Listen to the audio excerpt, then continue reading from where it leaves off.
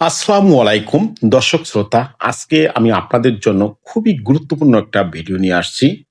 তো ভিডিওটির বিষয় হচ্ছে যে থানায় কাজ করতে গিয়ে অপ্রাপ্তবয়স্ক মেয়ে স্বেচ্ছায় প্রেমের টানে পালিয়ে যাওয়া বা অপহরণের ঘটনা আমরা প্রায় পেয়ে থাকি।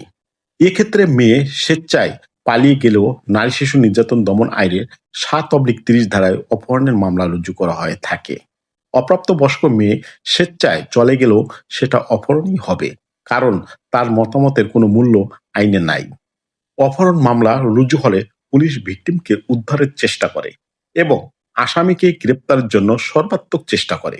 এক্ষেত্রে ভিকটিম উদ্ধারের সম্ভবপর না হলে আসামির আত্মীয় স্বজন যাদের মামলায় আসামি করা হয়েছে তাদের গ্রেপ্তার করে তাদের থেকে তথ্য নিয়ে হলেও ভিকটিম উদ্ধার করার চেষ্টা করা হয়ে থাকে। অনেক সময় ছেলে মনে করে মেয়ে প্রাপ্তবয়স্ক হলে তাকে নিয়ে বিজ্ঞ আদালতে হাজির হবে এবং ততদিন পালিয়ে থাকে। তাতে কোনো লাভ নাই, কারণ মামলায় যে ঘটনার তারিখ উল্লেখ করা হয়েছে সেই তারিখে যদি মেয়ে অপ্রাপ্তবয়স্ক হয় সেই হিসাব করেই বিজ্ঞ আদালত বিচার কার্য পরিচালনা করে থাকেন।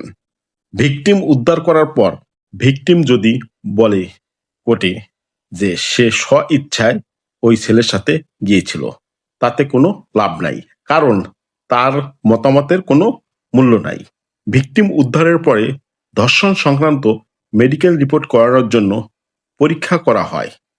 এক্ষেত্রে মেয়ে পরীক্ষা করাতে না চাইলেও যেহেতু মেয়ের সাথে ছেলে দীর্ঘদিন ছিল, সেই ক্ষেত্রে চার্জশিটের সময় ধর্ষণের ধারা যুক্ত করা হয়।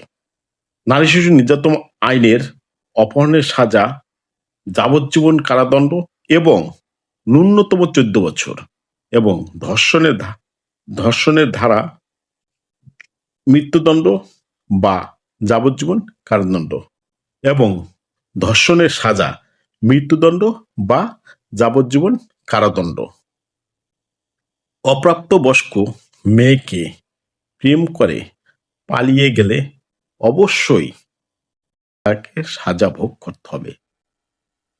অপ্রাপ্তবয়স্ক মেয়েকে নিয়ে পালিয়ে গেলে অবশ্যই তাকে সাজা ভোগ করতে হবে। নারী শিশু নির্যাতন দমন আইনে ১৮ বছরের নিচে মেয়েদেরকে অপ্রাপ্তবয়স্ক বলা হয়, আর ১৮ বছরের পর্যন্ত মেয়েকে প্রাপ্তবয়স্ক বলা হয়।